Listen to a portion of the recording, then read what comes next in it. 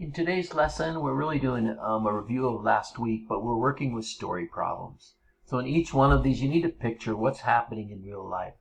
So in this one, we have a zip line, starts at 40 feet, 40 meters above the ground. And what we're really looking at is something like this.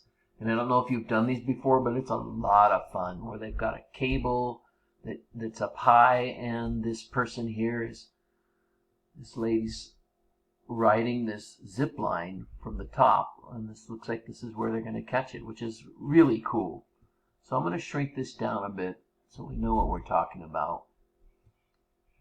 In this problem, they're talking about a platform that's 40 meters above the ground, and what they're talking about is that way up here is a platform, and that platform is 40 meters above the ground. That's this part of the triangle that they've shown you. And then the next piece is the zip line is 198 horizontal meters from the base of the platform. So that's this piece. This zip line goes 198 meters this way. And of course, then our question is, we've got this right triangle now. Is like, what's the length of that zip line?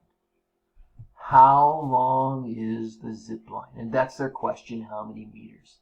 And so what they gave us was that vertical distance here was 40 meters. So we're going to be doing 40 times 40. And you've got your calculator down here you can use, which comes up to 1600. And in that horizontal length, 198 times 198. And that equals 39,204. Working with some big numbers, but that's fine. We got a calculator here. And then the legs of the triangles get added. So we're adding this 39,204 with this 16,000. We get 40,804. And now you've got to hit that square root button on your calculator. And it looks like this. See if I get to fit it in here.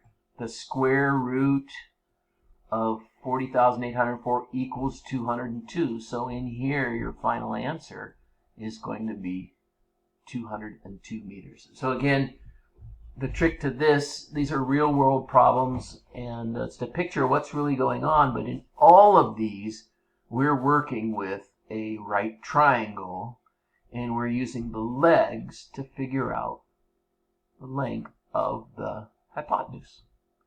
All right, good luck with the others. Thank you.